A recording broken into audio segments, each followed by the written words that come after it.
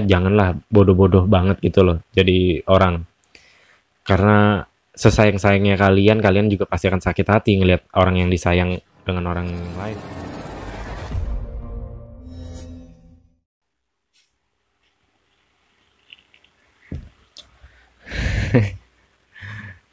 Halo,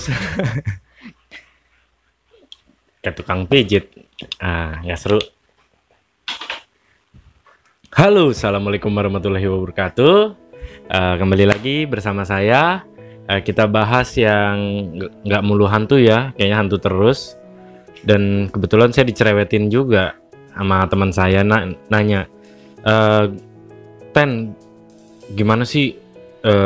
Bahas dong, lo kan sering ngalamin problema rumah tangga katanya. Coba dong sharing cerita-cerita pengalaman lo, buat refresh gue, dan siapa tahu ada yang tertarik nonton video lo. Oke, ini permintaan kalian ya. Pokoknya harus ditonton sampai habis.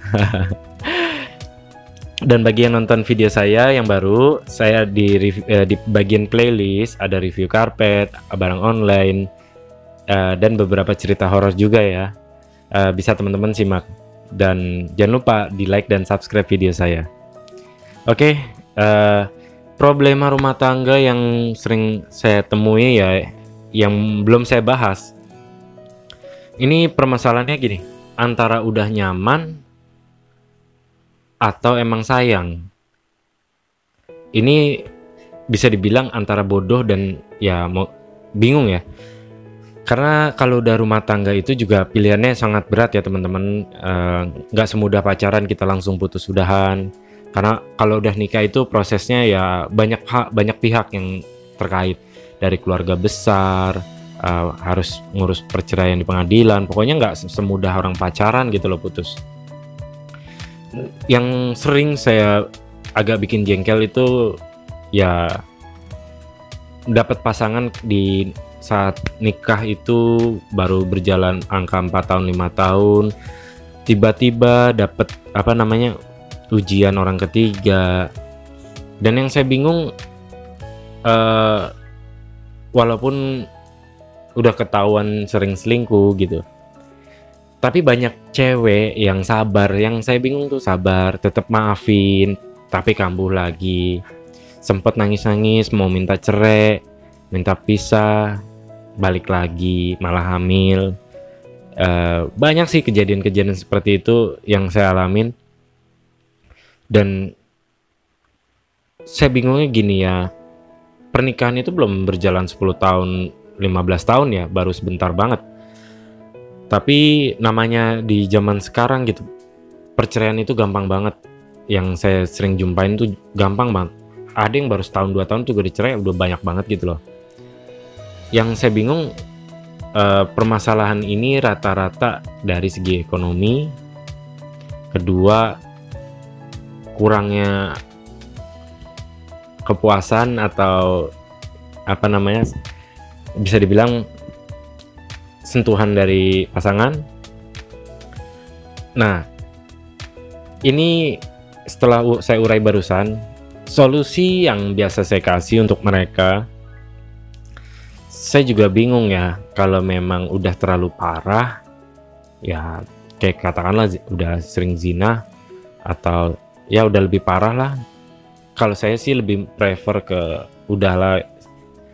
udahan aja, tapi jangan untuk bales-balesan ya. Karena satu sisi dosa besar dan kalian juga nggak akan sehat gitu loh.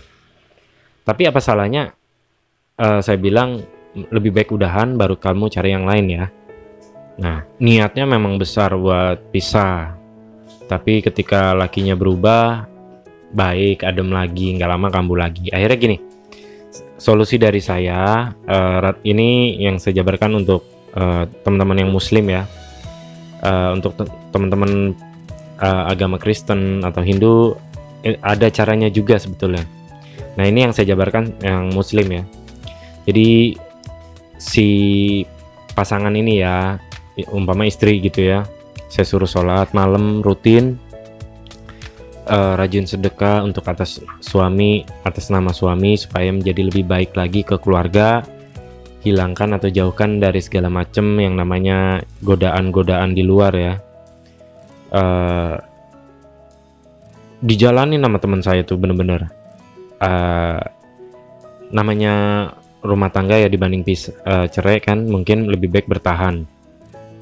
Dijalanin alhamdulillah sih ada jawaban yang saya dengar memuaskan ya, perubahan signifikan dari si suami. Walaupun mungkin Tuhan menjawabnya gini, si suami yang selingkuh ini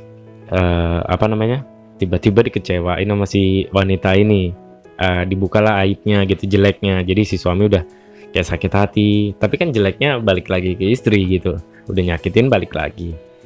Tapi itulah mungkin cara Allah menjawabnya. Kedua, saya ngasih PR ya, sering-sering buatin air minum, air kopi. Tapi sebelum itu kita doakan dulu supaya si suami itu selalu ingat si istri. Ini cara bisa dibilang pelet putih atau memelet suami secara putih atas ridho Allah atau izin Allah. Pokoknya semua menggunakan bacaan-bacaan yang baik. Jadi ya untuk menarik si suami supaya inget terus sama istrinya. Kalau udah parah banget sih, pernah saya sih ngalamin udah parah banget. Jadi tuh gimana ya, udah melakukan cara-cara yang saya kasih, ternyata ya suaminya juga emang udah kayak penyakit ya, gonta-ganti pasangan gak sekali dua kali.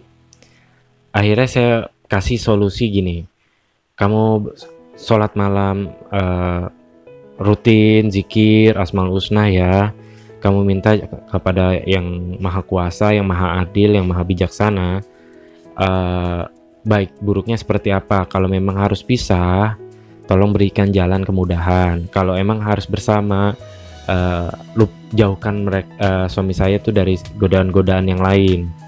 Akhirnya tuh si istri ya terus aja, saya suka tuh, saya salut itu, ibadah tuh hampir kurang lebih 2 minggu terus. Dan jawabannya mungkin Allah menjawab, jalan terbaiknya ya pisah. Si suaminya ini ketika itu tiba-tiba harus nikahin itu cewek, diancem lah, dan harus nyerahin si istri. Saya bilang dengan rela hati, inilah jawaban mungkin Allah sayang sama kamu. Kamu mau nggak mau ya harus rela.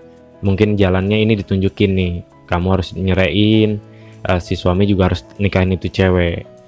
Ya walaupun kenyataannya pahit, tetaplah itu jalan atau jawaban dari Allah Subhanahu Wa Taala yang terbaik.